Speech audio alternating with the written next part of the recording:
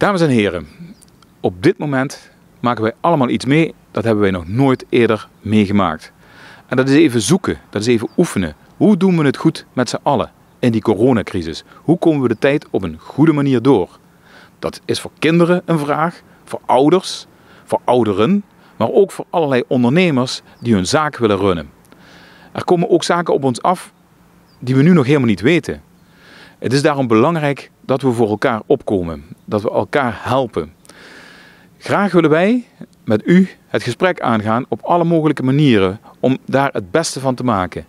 Dus wij zijn erg in voor uw signalen, voor uw ideeën, voor uw vragen. En u kunt dat doen door een mail te sturen naar de redactie van Pelemaas TV.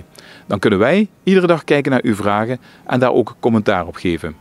Laten we er het beste van maken, schouder aan schouder, door deze crisis heen. Dankjewel.